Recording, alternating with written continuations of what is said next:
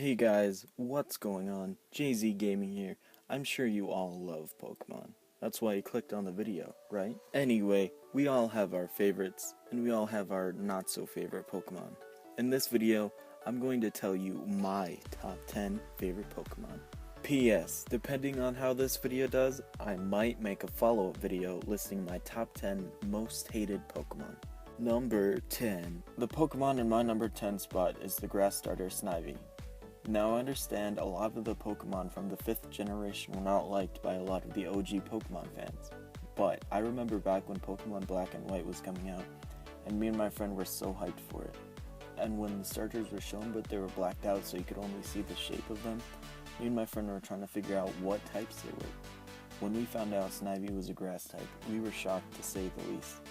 I thought it was really cute, and it was instantly the first Pokemon I got in Pokemon Black. Number 9. The Pokemon in my 9th spot is Pichu. Hear me out on this one. When I was a kid growing up watching Pokemon, when Pikachu was all fat, cute, and chubby, when Raichu was first seen in the Vermilion Gym, and even in the games after solving the trash can puzzle, I wondered, Pikachu evolves into that? That's fucking cool. But Pikachu is pretty cool too. Ever since then, I wondered, what would it be like for Pikachu to have a form before Pikachu? In Pokemon Gold, Silver, Crystal, when Pichu was announced, I thought it was the cutest thing ever. And that is why Pichu is number 9 on this list. Number 8. The 8th Pokemon on this list is Zubat. This Pokemon does get a lot of hate, and I can understand why. Its persistence in the caves, its lack of a good learn set, its annoying cry. This Pokemon has always been one of my favorites. Not because of its design, but because of the times I've spent with this Pokemon in the games. I first started to love this Pokemon when I first played Pokemon Gold, and ever since, I can't play through any of the Johto games without using one. It all started when I was going against Falkner in Violet City. My Totodile was low HP, and so was his Pidgeotto. Before taking on the gym, I had went to the nearby routes and captured what Pokemon I could, but I never took them out of my party before challenging the gym. Easy to say, my Totodile fainted. I tossed out the Zubat in hopes that I could at least get one good move off. Little did I know, this little guy had more in him than I thought, and managed to beat Falkner's Pidgeotto. This is why Zubat is number 8 on this list. Number 7. My next choice might shock some people, or not, who knows. My next choice is Gligar. Like some of the other Pokemon in this list, I never really used Gligar in any of the games. However, I simply love its typing, its design. A Pokemon who is immune to one of the types it should be weak to is simply a wonderful choice, and they could not have picked a better Pokemon design for this typing. Good on you, Game Freak, you really know your stuff. Number 6. The Pokemon who is number 6 in this list is Crawdon, a Pokemon that is oftentimes forgotten. But don't worry, little guy, I won't forget you. Crawdon is number 6 on this list for a few reasons, some which have come from the games and the anime. A feature in the games not many people know about is if your Pokemon is confused, if you switch them out with another Pokemon, the confusion is removed. I too didn't know this until one of the episodes where Ash did it with his Corphish, and ever since I've used this trick when I really needed it. Not only that, but when I was younger I had a Corphish plush toy. It's not really important, but I thought I'd throw it in there. But I have to say the coolest thing about Crawdon is it's a freaking lobster. Like, there aren't many Pokemon like that, you know? And it's just cool. Yeah. Number 5. The Pokemon in my 5th spot is Cubone.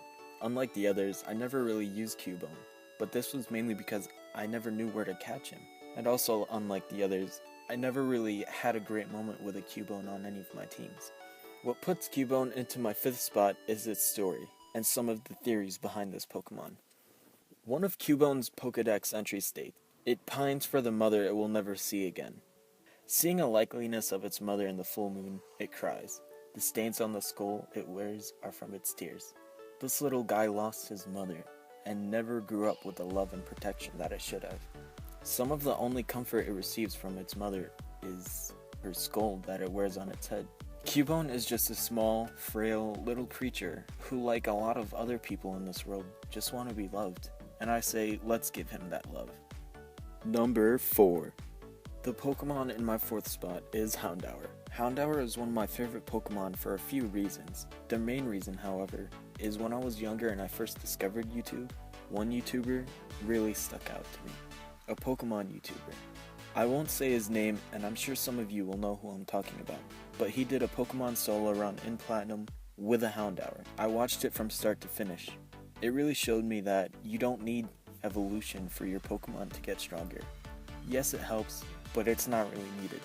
The right training and a smaller Pokemon can sometimes be even better than their evolved forms. Number 3.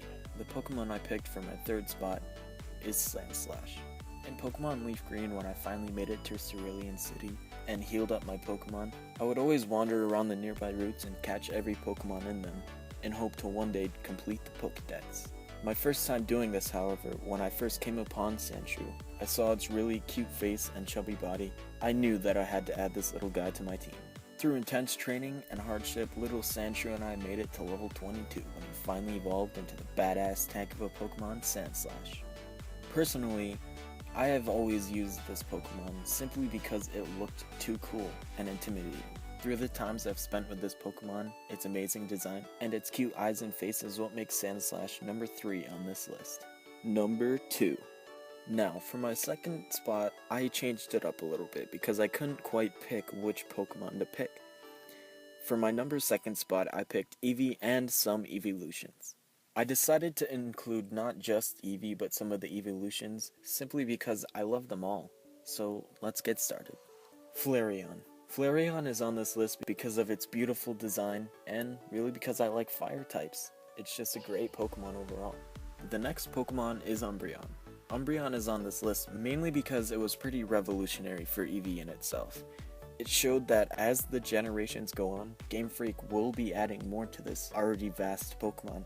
I remember staying up late into the night training my Eevee I got from Bill, just in hopes that the next day I could come to school and show my friends what sort of badass Pokemon my Eevee became. Ha! Joke's on you, Bob. I told you you shouldn't have released your Eevee. Glaceon. Glaceon is in this part really because it was one of the most unique Pokemon in terms of how to evolve them. Training them up in a certain area was really interesting and kind of fun. Not only that, but Ice has always been one of my favorite types and elements in general.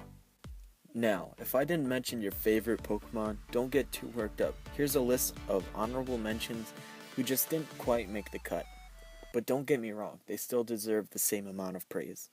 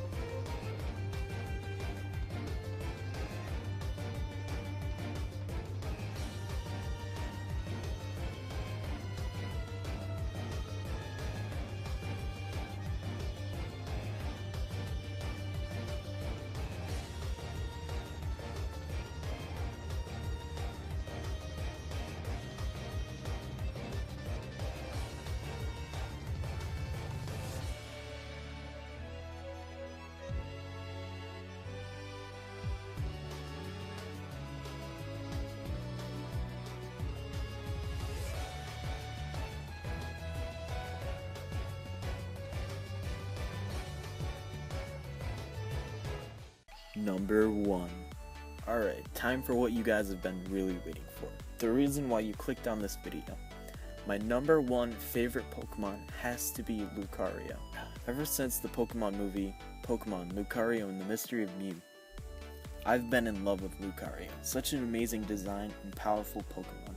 This Pokemon has always been my favorite since the movie and it always will be. Riolu and Mega Lucario are pretty awesome too.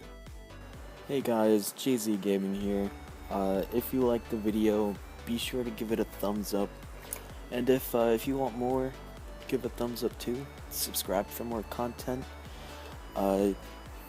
Share this video with your friends who you might think like it, who you might think will like it. I don't know. Do whatever you want. But just remember, liking and subscribing and sharing all would do me a great job. Alright, thanks. Bye.